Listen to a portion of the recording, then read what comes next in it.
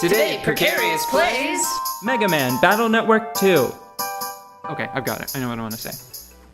Start with it straight away. I'm going to start with it straight away, unless I encounter Quickman. If you encounter Quickman, it'll be like, no! Wait, there, sir. Are you purple? No. Okay. Monster Hunter. Because of the type of game it is, if you are not striving for mastery, you are not playing Monster Hunter appropriately. That seems harsh, but that's just the truth of Monster Hunter. There are other games that do so many other things better. Mm-hmm. That you are doing yourself a disservice if you're just playing Monster Hunter at a very basic level. Mm-hmm. Because if you just think that the armor designs are cool, mm-hmm. there are games that you can play that are easier, that give you access to interesting armor pieces. Yeah. In a way that isn't so demanding. Mm-hmm. MMOs come to mind. Yeah, lots of them. Right. Most of them. Yeah, and I mean, just tons of games provide interesting aesthetics without being so taxing. Yeah. Well, I haven't felt the demands so much yet. If you are interested in... was that the thing? The program is in Yum Square. Okay. It's in Yum Square. Go back to Yum Square. Hurry. How do I get to Yum Square? Oh my gosh, fastest? certainly by running around in circles, that's for sure. I was buffering. Okay. So, if you are just trying to fight enemies that are big... Shadow of the Colossus comes to mind. Right. So does, actually, Dragon's Dogma. If you are not interested in the nuance of, each individual weapon, for example... And there's a lot of nuance. If you are not interested in, the positioning game... Mm-hmm. Hell, I mean, just... I would say that Dark Souls covers a lot of, the same third-person action, exploring an environment, and seeing and fighting interesting stuff. Yeah. But it is not... This seems weird to say. Unless you get wrapped up in PvP and all of the frustrations that come with that. Mm-hmm. Dark Souls is much easier than Monster Hunter. Oh, boy. To play well. Okay. No, I'm being serious, because if you look at them mechanically... So, in Dark Souls,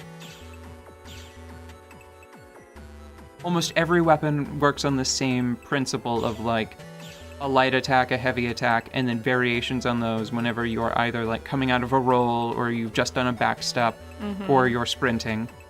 The weapon arts in Dark Souls 3 mm-hmm.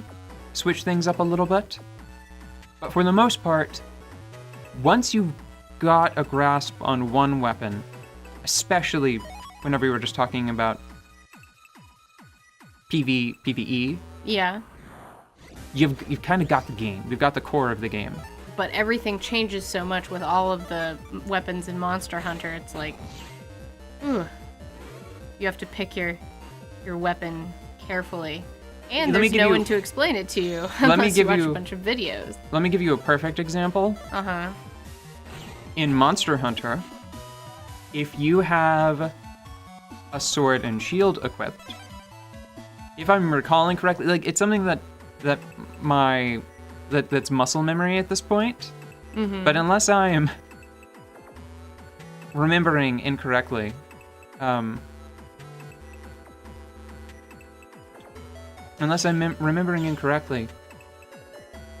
the X button is sort of your most basic attack for sword and shield. Mm-hmm. For a light bowgun, that's the reload button. For Lance, holding down R will let you block. Yeah. I think for dual swords,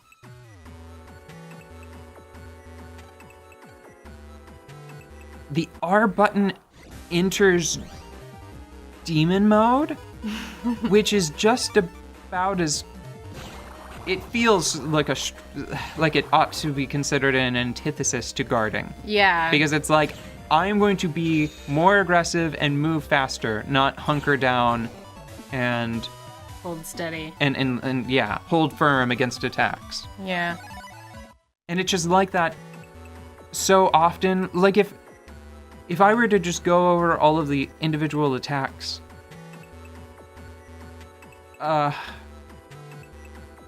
like I can't believe that one of the most critical components of Charge Blade Yeah. is holding down the right shoulder button and then pressing A. Why? Because that's such an awkward button combination and it is so critical to the weapon. Like a lot of people online say like Charge Blade is awful, like it's a newbie trap. Because people, they try it, they don't understand how Monster Hunter works, and they don't understand how to like where to find more information. Yeah. So they use the sword and shield mode. Mm-hmm.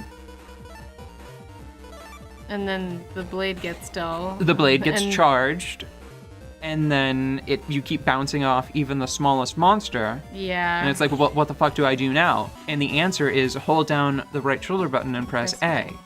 Yeah. Which is ungainly, to say the least. You know? Well. That does not spring to mind very easily.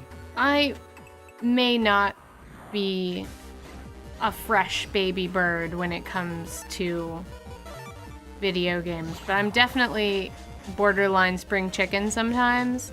And from my perspective, if you hadn't told me you need to go look up videos on the weapons because there is not enough information to make this decision in the front of this game, I probably would have fallen into that trap and been like, I don't know what's going on. This must be too big for me. And I would have probably gone to try to collect stuff to make armor with and like just gotten into a weird loop for a little bit before I either got angry and put it down or went online and figured it out on my own. But I think you saved me probably a few days of going, what am I doing wrong? And that is in a scenario where you're stranded on a desert island and you don't have anything else to distract you from the game. Yeah. It's too easy, I think, to find stories about people picking up Monster Hunter, feeling like playing for 5 hours and being like, why is there such a huge monster on the front of the box and all I keep fighting are these stupid jaggies? Mm-hmm. When do I, where are those? Yeah. Where is this? How do I fight these?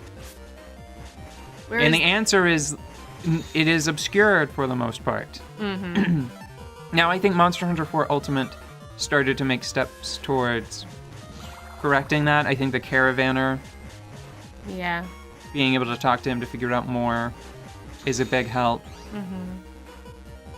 But it just takes a really long time to engage you with the core of the game. They get you into the core loop of fight and fight and fight until you find something that when you fight it you can't surmount it. Then you go back and you fight the things that you could beat easily enough. Mm-hmm. You fight them until you have enough bits to make better weapons and armor out of them. And then that plus, it's sort of... Sometimes it's tough to say, is this... Am I now doing better because my skills improved or because my equipment improved? Right. And for the most part, it's a little of both. And I think that that's one of the most clever things about Monster Hunter. Mm-hmm. Because it is almost always a combination of your character's stats and your personal skill. Right. I mean, you have to go pretty far out of your way to find a scenario where your character just deals so little damage that there's no way to overcome a situation through skill. Because they do have limits. They do have time limits on missions, right? Right. So it is hypothetically possible that your attacks could deal so little damage that You couldn't possibly clear the mission because you'd be sitting there whacking a Jaggy with a dull charge blade going, I don't know. Well, no, I'm not talking about that. I'm saying, like, if me, right? Uh-huh. If you were to give me the most elementary lance, like with the iron lance or whatever it is, in Monster Hunter 4 Ultimate, if you were to give me that lance and say, I don't know, fight this Gore Magala, I would probably be able to fare better, and I could probably kill it more easily than you could if I were to give you, like, rank 3 or 4 weapons and say, now you try to fight this Gore Magala. Because it's not just like a magical, hey, you have the sword that does the good cut. Right. Yay, you win. Now, I would say that it would also probably be really close. Like, even if I kept my attacks up the whole time, and if it was like a flawless run for you with a shitty weapon, and if it was like me with the best weapon trying for the first time, we might be in sort of a close situation despite our personal skill levels. right now I'm thinking about it again, though. I changed my mind. Not the most basic lance. Bowgun. If you gave me a bowgun, because I just remembered, like, I've been playing bowgun this whole time I've been playing the game most recently. Yeah. I had completely forgotten about sharpness as a mechanic.